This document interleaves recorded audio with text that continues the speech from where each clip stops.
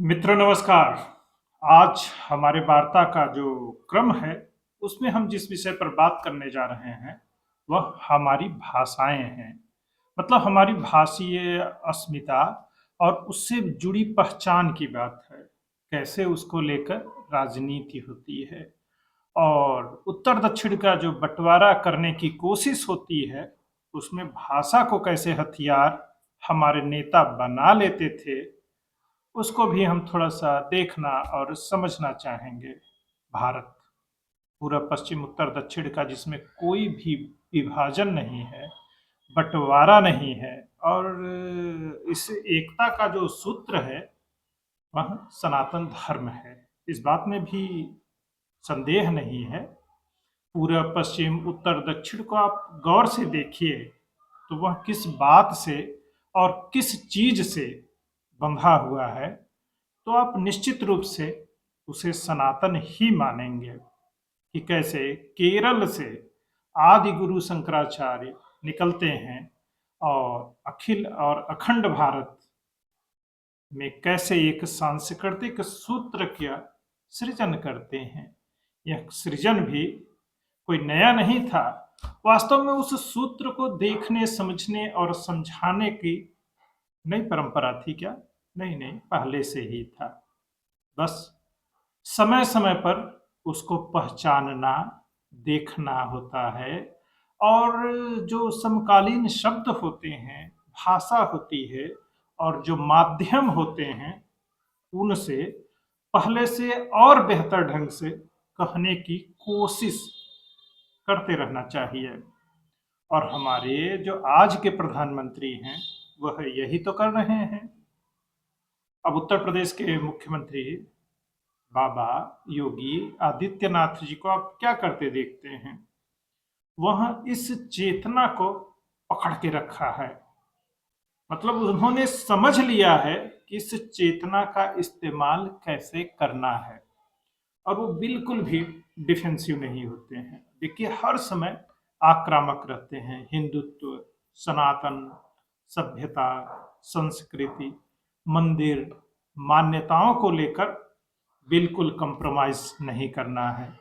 महाकुंभ का शानदार आयोजन, सोचिए, 66 से 67 करोड़ लोग आए और स्नान करके चले गए।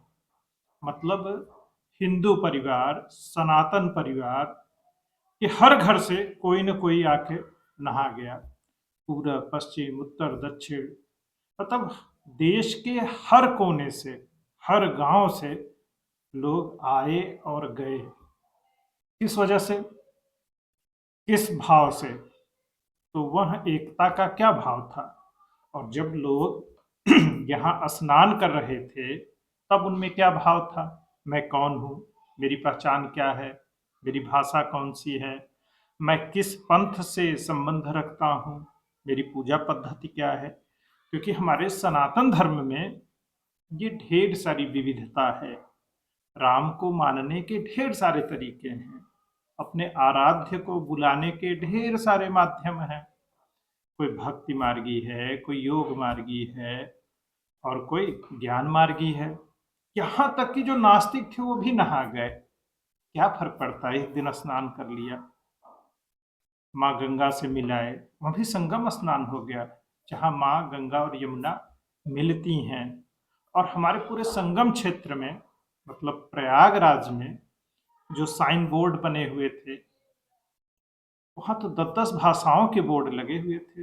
एक बोर्ड पे पता चलता है 7-8 भाषाओं में उस जगह के नाम, दिशा निर्देश, कौन सी जगह कितनी दूरी पर है, इस तरह की जो लिखावट होती है। पता चला आप दक्षिण की तरफ से आ रहे हैं तो तमिल, तेलुगु, कन्नड़, मलयालम इस भाषा में लिखा है। आप पश्चिम तरफ से संगम आ रहे हैं तो वहाँ पंजाबी भी में लिखा मिल जाएगा। इसी तरह आप पूरब की तरफ से आ रहे हैं तो उड़िया और बंगाली में साइन बोर्ड आपको मिल जाएगा। मतलब किसी को कोई दिक्कत न हो। ऊपर से तकनीक, चैट बोर्ड, आप 12 से 13 भाषाओं में सूचनाएं ले सकते हैं और संगम क्षेत्र, महाकुंभ के बारे में जानकारी ले सकते थे। मतलब अब तकनीक इस स्थिति में पहुंच चुकी है कि भाषा बैरियर की तरह नहीं है और हम जो भी भाषा सीखना चाहते हैं, खुद को व्यक्त करना चाहते हैं या फिर उसका ट्रांसलेशन चाहते हैं, वह ईज़िली हमें मिल सकता है।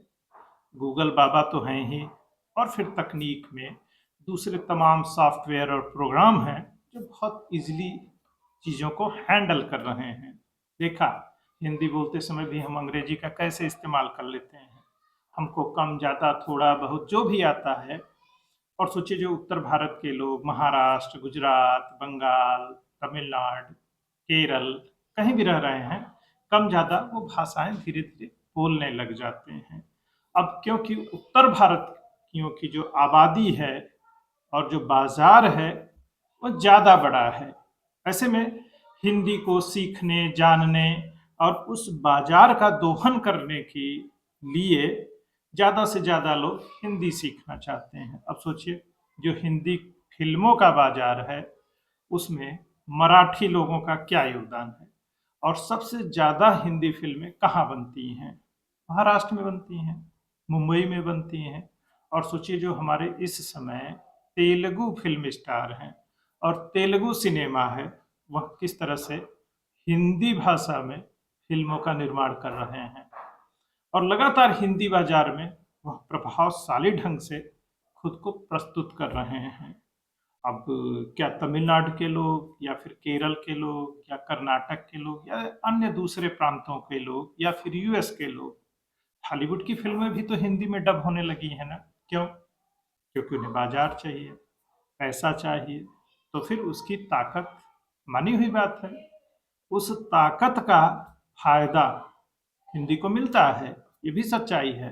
पर इसका मतलब यह नहीं है कि हमारी जो दूसरी भाषाएं हैं अन्य प्रांतों में बड़ी सशक्त हैं और हिंदी से उनका साहित्य कहीं ज़्यादा मजबूत है। चाहे आप मलयालम साहित्य लीजिए, तमिल लीजिए, बंगला लीजिए, मराठी लीजिए, मतलब आप चाहे जिस भाषा का नाम ले लीजिए, वह हमारी अपनी भाषा है और उसमें अमूल्य धरोहरें हमारे पास हैं।